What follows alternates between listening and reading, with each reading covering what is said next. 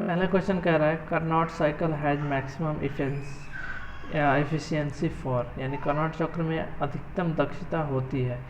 आपके ऑप्शन है प्रतिवर्ती इंजन, अप्रतिवर्ती इंजन, नया इंजन, पेट्रोल इंजन या डीजल इंजन। तो ऑप्शन नंबर ए सही हो जाएगा प्रतिवर्ती इंजन, यानी कि रिवर्सेबल इंजन।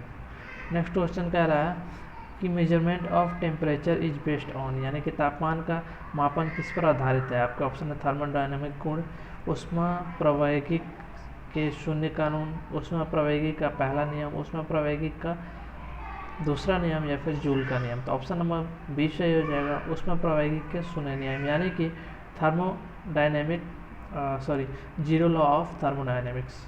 नेक्स्ट क्वेश्चन क्या कर रहा है Carnot cycle efficiency depends upon, यानी कार्नोट चक्र की दक्षता निर्भर करती है। आपके ऑप्शन है इस्तेमाल किए गए माध्यम या पदार्थ के गुण, इंजन की स्थिति, काम करने की स्थिति, संचालन की तापमान सीमा, इंजन के चारों ओर इंसुलेशन सामग्री की प्रभावशीलता।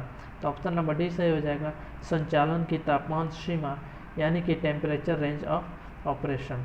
नेक्स्ट क्वेश्चन क्या कह रहा है कि Carnot cycle efficiency is maximum when, यानी कि कार्नोट चक्र की दक्षता अधिक कब होती है। आपके ऑप्शन है प्रारंभिक तापमान 0 डिग्री केल्विन है, अधिकतम तापमान 0 डिग्री केल्विन है, प्रारंभिक और अंतिम तापमान के बीच का अंतर 0 डिग्री केल्विन, या फिर अंतिम तापमान 0 डिग्री केल्विन है। तो ऑप्शन नंबर बी सही हो जाएगा अंतिम तापमान 0 डिग्री केल्विन है, यानी कि final temperature is 0 degree kelvin. Next question क्या कह रहा है most high speed compression engine operate on, यानी कि सबसे उच्च गति संपीड़न इंजन पर काम करता है। आपके ऑप्शन है ऑटो चक्र, डीजल चक्र, दोहरा चक्र, कार्नोट चक्र या फिर दो स्ट्रोक चक्र। ऑप्शन नंबर सी सही जगह दोहरा चक्र, यानी कि ड्यूअल साइकिल।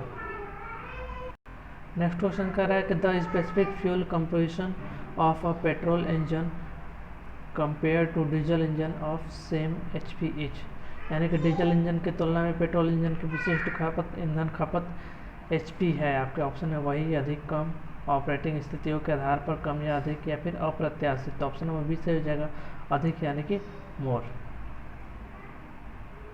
नेक्स्ट क्वेश्चन कह रहा है कि a diesel engine as a compare to petrol engine both running as rated load each, यानी कि पेट्रोल इंजन की तुलना में डीजल इंजन दोनों रनिंग लोड रेटेड हैं। अधिक कुशल, कम कुशल, समान रूप से कुशल, अनपेक्षित या फिर अन्य प्रकार ऐसे तय करेंगे। ऑप्शन नंबर ए सही हो जाएगा अधिक कुशल, यानी कि मोर इफिशिएंट। नेक्स्ट क्वेश्चन क्या कह रहा है कि the size of inlet valve of an engine inch comparison to exhaust value is, यानी कि एक्सॉस्ट वाल्व की तुलना में एक इंजन इनलेट वाल्व का आकार है। आपका ऑप्शन है अधिक, लेस यानी कम, वही, इंजन की दक्षता के आधार पर, या फिर अधिक या कम। तो ऑप्शन नंबर यहाँ पे कौन सा सही होगा आपको बताना है। तो नेक्स्ट क्वेश्चन की बात करते हैं the size of inlet value, ये वही क्वेश्चन है। नेक्स्ट क्वेश्चन की बात करते हैं तो the unit of radio activity, यानी कि रेडियो गतिविधि की इकाई है। आपका ऑप्शन है electron volt, electron ampere, curie, MeV, AMU या फिर तो ऑप्शन नंबर सी से हो जाएगा क्यूरी। नेक्स्ट क्वेश्चन क्या कर रहा है कि pick up the wrong statement for first breeder reactors, यानी कि गलत बयान उठाओ फास्ट ब्रेडर रिएक्टर। आपका ऑप्शन है बेहद उच्च शक्ति घनत्व पर काम करते हैं, तरल धातु को ठंडा किया जाता है, जितना वो उपभोग करते हैं उससे अधिक इंजन का उत्पादन करते हैं, असंशोधित हैं, पानी को शीतलक के रूप में उपयोग करते हैं। ऑप्शन नंबर ई सही हो जाएगा पानी को शीतलक के रूप में उपयोग करते हैं। अगला क्वेश्चन क्या कह रहा है कि यूरेनियम 233 इज प्रोड्यूस्ड, यानी यूरेनियम 233 का उत्पादन किया जाता है। आपका ऑप्शन है बुनियादी कच्चे माल के रूप में, उच्च के न्यूट्रॉन विकिरण द्वारा, थोरियम के न्यूट्रॉन विकिरण द्वारा, कृत्रिम रूप से उच्च क्षमता वाली भाटियों में। तो ऑप्शन नंबर सी सही हो जाएगा थोरियम के न्यूट्रॉन विकिरण में, यानी कि by neutron irradiation of thorium. अगला क्वेश्चन क्या कह रहा है कि प्लेटिनम 239 इज प्रोड्यूस, यानी प्लूटोनियम 239 का उत्पादन किया जाता है। आपका ऑप्शन है बुनियादी कच्चे माल के रूप में, IT के न्यूट्रॉन विकिरण द्वारा, थोरियम के न्यूट्रॉन विकिरण द्वारा, कृत्रिम रूप से, या फिर उच्च क्षमता वाली भट्टियों में। तो ऑप्शन नंबर बी सही हो जाएगा by neutron irradiation of IT। अगला क्वेश्चन कह रहा है कि content in content in atmospheric air on volume based is, यानी कि मात्रा के आधार पर वायुमंडलीय हवा में O2 सामग्री है। O2 यानी कि ऑक्सीजन 21%, 23%, 30%, 40% या 70%। तो ऑप्शन नंबर ए से हो जाएगा 21% यानी 21%। नेक्स्ट क्वेश्चन क्या कह रहा है कि O2 content in atmospheric air on the weight basis is, यानी कि भार के आधार पर वायुमंडलीय हवा में O2 यानी कि ऑक्सीजन सामग्री है। आपके ऑप्शन 21, 23, 30 या 40 या फिर 70%। तो ऑप्शन नंबर बी से हो जाएगा 23 यानी कि 23%। अगला क्वेश्चन कह रहा है कि primary air is the air use to, यानी कि प्राथमिक वायु वह वायु है जिसका उपयोग किया जाता है। तो आपका ऑप्शन नंबर बी से हो जाएगा कोयले का परिवहन और सूखा, यानी कि transport and dry the coal. अगला क्वेश्चन क्या कह रहा है कि green coal in order to be burned must be, यानी ग्रीन कोयला जलाए जाने के क्रम में होना चाहिए। आपका ऑप्शन नंबर सी सही हो जाएगा अपने इग्निशन पॉइंट के गर्म करता है, यानी कि heated to its ignition point. अगला क्वेश्चन क्या कह रहा था the effective power of gas turbine is increased by adding the following in compressor, यानी कि निम्नलिखित में से जोड़कर गैस टरबाइन की प्रभावशाली शक्ति को बढ़ाया जाता है। आपका ऑप्शन है अमोनिया और जलवाष्प, कार्बन डाइऑक्साइड, नाइट्रोजन, हाइड्रोजन या उपरोक्त में से कोई नहीं। तो ऑप्शन नंबर ए से हो जाएगा अमोनिया और जलवाष्प, यानी कि अमोनिया एंड वाटर वेपर। आपके नेक्स्ट क्वेश्चन कह रहा है कि high air fuel ratio is use to gas turbine, यानी कि गैस टरबाइन में उच्च वायु ईंधन अनुपात का उपयोग किया जाता है।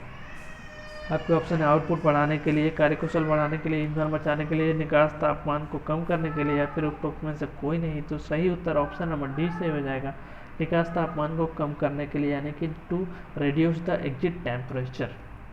अगला क्वेश्चन क्या कह रहा है कि air fuel ratio in a jet engine will be of the order of, यानी कि एक जेट इंजन में वायु ईंधन अनुपात को क्रम का होगा। आपके ऑप्शन है 10:1, 15:1, 20:1, 60:1 या 100:1। तो ऑप्शन नंबर डी से हो जाएगा 60:1 यानी 60:1।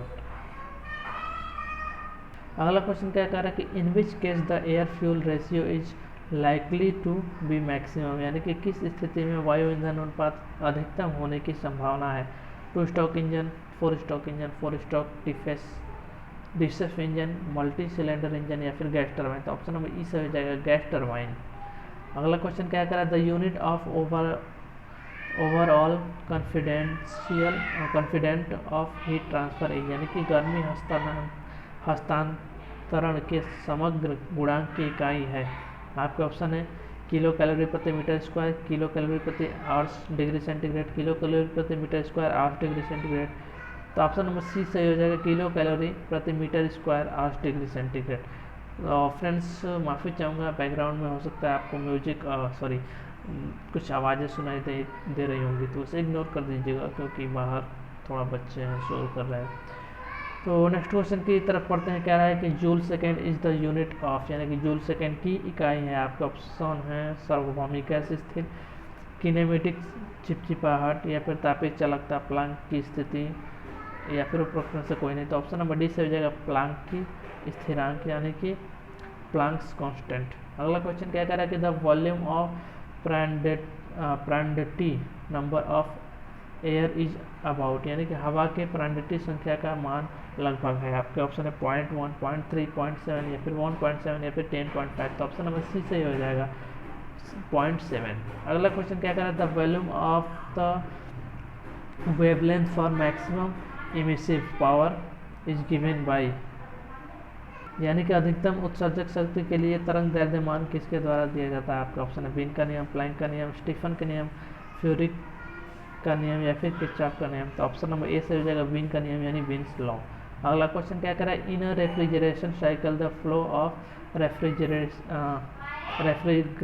इज कंट्रोल्ड बाय, यानी एक प्रशीतन चक्र में शब्द के प्रवाह को नियंत्रित किया जाता है। आपका ऑप्शन है कंप्रेसर, संघनन, वाष्पीकरण करने वाला या फिर विस्तार वाल्व, उपरोक्त सभी। ऑप्शन नंबर डी से हो जाएगा विस्तार वाल्व, यानी कि expansion value valve sorry expansion valve.